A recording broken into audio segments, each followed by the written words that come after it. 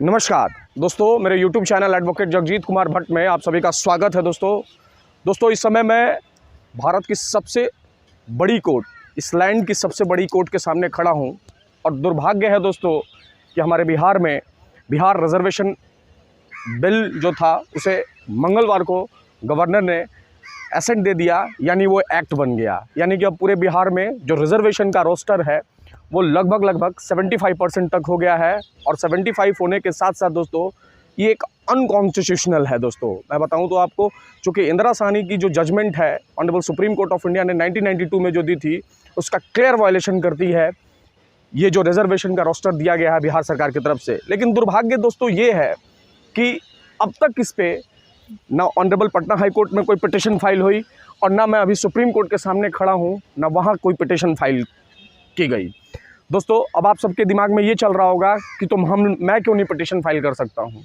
तो दोस्तों as a advocate होकर के पिटिशनरी पर्सन इस मामले में नहीं बना जा सकता है, या कोई संस्था हो या कोई ऐसा व्यक्ति हो जो अगर चाहे तो इस पर पिटिशन फाइल करेगा तो उसकी मदद हम लोग कर सकते हैं, ना कि हम लोग पिटिशन फाइल कर सकते हैं। इस संबंध में बिहार रिजर्वेशन अमेंडमेंट एक्ट 2023 के विषय में मेरे को बहुत सारे एडवोकेट्स ऑन रिकॉर्ड से और सीनियर एडवोकेट से बात हुई। उन्होंने क्लियर कहा कि सर ऐसा नहीं हो सकता है कि हम लोग इसमें पार्टी बन जाए। इसमें कोई पार्टी आएगा बनेगा तो हम उसकी मदद कर सकते हैं।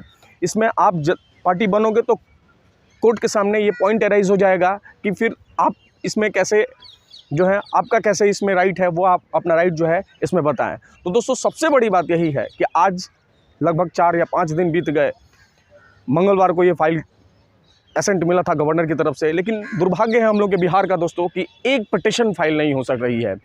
क्यों? क्योंकि अगर देखेंगे दोस्तों इसके पूरे के पूरे जो बिहार रिजर्वेशन अमेंडमेंट एक्ट के माध्यम से जो 75% तक का रिजर्वेशन बिहार में दिया गया, तो कहीं ना कहीं अगर आप इसको देखेंगे तो देखने का मिलेगा कि आपको जो बिहार में बीजेपी है वो और जदयू और आरजेडी तो इसका उन्होंने मूर्त रूप दिया ही है, लेकिन बीजेपी भी कहीं ना कहीं इसमें शामिल रही। क्योंकि देखिए दोस्तों सीधी वोट बैंक पे चोट है। अगर वो इसमें ना कहते हैं तो वोट बैंक पे बहुत बड़ा चोट पहुंचेगा, जिसका कहीं ना खामियाजा उनको चुनाव में भुगतना पड़ेगा। इसलिए बीजेपी भी चुपचाप बैठी हुई है। उसको भी नहीं मतलब है कि भाई 75% तक आरक्षण कैसे हो सकता है।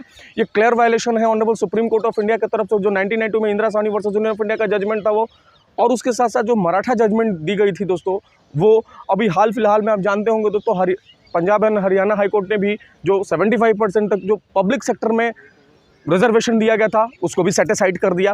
तो बिहार सरकार की तरफ से जो ये अमेंडमेंट एक्ट लाया गया है, ये कहीं ना कहीं पूरा का पूरा जो है सुप्रीम कोर्ट की जो गाइडलाइंस दी गई हैं उस गाइडलाइंस के अगेंस्ट है, जो अनकॉन्स्टिट्यूशनल है, जो बिहार सरकार की तरफ से लाया गया है। रही बात नेताओं की, तो नेता इस पर कोई कुछ नहीं बोलेगा।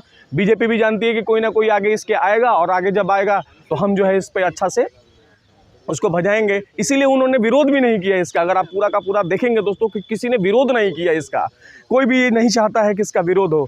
विरोध अगर हकमारी की बात है दोस्तों, तो आम जो जनरल कैटेगरी के लोग हैं उनका जो है कोई माई बाप नहीं है। आप देखिए किस तरीके से इसका कोई माई बाप नहीं है। इस बिल जब ये एसेंट मिला तो बीजेपी भी चुपचाप रही, बाकी सभी अभी कोई कुछ बोल भी नहीं रहा है, क्योंकि 75% आरक्षण कैसे आप दे सकते हैं। और वैसे भी हम लोग के बिहार में एक सबसे बड़ी समस्या ये है, वहाँ पे लॉ एंड ऑर्डर नाम की कोई सिचुएशन है, कोई माई बाप नहीं है वहाँ का। केवल जो जिसका मन जैसे करता है वैसे करता है। इससे पहले जो बिहार नगर निकाय चुनाव है, आप लोग देख लें दोस्तों, जो सुप्रीम कोर्ट के द्वारा गाइडलाइंस दी गई उसका क्लियर वायलेशन हुआ, जबरदस्ती चुनाव करा लिया गया। तो अभी मामला सुप्रीम कोर्ट से होते हुए हाई कोर्ट गया, हाई कोर्ट में लंबी है और हाई कोर्ट में बेंच टू बेंच मामला चल रहा है। तो ये हम लोग के बिहार की जो दशा है दोस्तों, उसका भगवान, मैं हमेशा से कहता हूं कि हम लोग के बिहार के जो दशा है इस समय, उसका भगवान भी मालिक नहीं है। क्यों? क्योंकि वहाँ पे जो भी लोग हैं, क्योंकि पहले जाति में बटे हुए हैं, किसी को डेवलपमेंट से मतलब नहीं है। जो चीज़ें अनकॉन्स्टिट्यूशनल हो रही हैं तो होने दे, मुझे क्या। अभी भी देख लें आप दोस्तों, 3 दिन हो गया, 4 दिन हो गया, इस दिन पहले से इस पर बहस चल रही है, लेकिन एक पिटिशन ना honourable supreme court of India में फाइल की गई, ना ऑनरेबल पटना हाई कोर्ट में फाइल की गई। ये दिखाता है कि किसी को इसमें मिठाई सबको खानी है, लेकिन मेहनत किसी को नहीं करनी है। हक सबको चाहिए, लड़ना किसी को नहीं है। तो दुर्भाग्य है हम लोग दोस्तों बिहार का कि इस एक्ट को अब ये पारित हो गया, लेकिन इसके खिलाफ अब तक एक पिटिशन फाइल नहीं हुई सुप्रीम कोर्ट में। बाकी आपको ये जानकारी कैसी लगी दोस्तों? देखते रहे मेरा यूट्यूब चैनल, शेयर करें, सब्सक्राइब करें, लाइक करें मेरे यूट्यूब चैनल को दोस्तों।